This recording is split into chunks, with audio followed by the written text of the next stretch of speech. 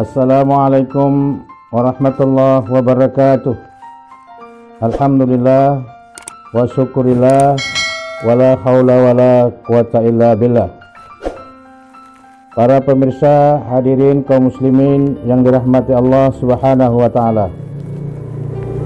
Dalam kehidupan ini ada satu hal yang harus kita perhatikan agar kita selamat, tidak menjadi orang yang membawa petaka. Maka tema ceramah kita kali ini adalah serakah berujung petaka. Ada diceritakan di Yunani, seorang Raja Midas namanya. Dia ini punya ambisi yang cukup kuat untuk menjadi orang terkaya di dunia. Dia menjadi raja di dunia dan populer di dunia, sehingga setiap hari siang malam rakyatnya diperkerjakan untuk mencari harta supaya dia jadi orang kaya. Itu pun dia tidak puas. Lalu dia berdoa kepada Tuhan. Apa doanya? Doanya adalah, ya Tuhan, apa yang kupegang jadikanlah emas. Apa yang kupegang jadikan emas. Doanya dikabulkan Tuhan. Satu kali dia pegang pulpen jadi emas, dia pun senang. Sudah berapa gram itu? Berapa duit?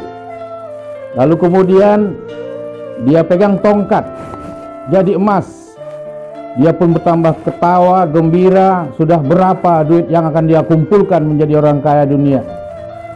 Dia pegang kursi mejanya jadi emas. Sudah berapa kilo itu emasnya, dan kalau diduitkan sudah menjadi orang terkaya di dunia. Para pemirsa, dia lupa bahwa ketika dia pegang anaknya pun jadi emas. Dia mulai stres, anaknya kaku. Begitu dia megang roti, mau makan, roti jadi emas, dia tidak bisa makan. Dia pegang air, minum di gelas, air, minum gelasnya semua jadi emas. Stres, dia kelaparan. Yang paling dahsyat lagi para pemirsa, begitu dia pegang istrinya pun kaku jadi emas. Apa hikmah, iktibar yang perlu kita ambil dari situ? Bahwa pertama, orang rakus itu tanpa kendali iman, tanpa kendali hati, berujung malapetaka. Maka hati-hati. Islam mengajarkan kepada kita untuk mengendalikan syahwat, nafsu ini, supaya jangan kita serakah. Karena orang yang serakah akan berujung malapetaka. Hikmah yang kedua, kita berdoa harus melihat dari situasi doa. Tidak sembarangan berdoa kepada Tuhan. Karena ketika kita salah berdoa, Tuhan memberi, padahal doa itu membawa kita pada penderitaan petaka. Dalam Al-Quran, untuk mengantisipasi serakah ini sudah disebutkan oleh Allah di surah Al-Qasas ayat 77. Wa bataghi fima atakallahu ad-daral akhirah wa la tansha nasibaka minad dunya. Kamu itu hidup di dunia ini, hendaklah mempersiapkan hari akhiratmu, walaupun jangan lupa dengan duniamu. Apa artinya? Islam yang selamat itu adalah Islam yang punya keseimbangan. Keseimbangan antara duniawi dengan akhrawi. Kita tidak boleh meraih dunia ini dengan segala cara, karena Islam mengajarkan kita ada cara-cara yang halal, ada cara-cara yang baik, ada cara-cara yang ma'ruf, supaya dia bernilai akhirat. Tapi tidak juga seorang muslim itu harus berorientasi akhirat ansih. Sementara dunia ini dia bilang apa?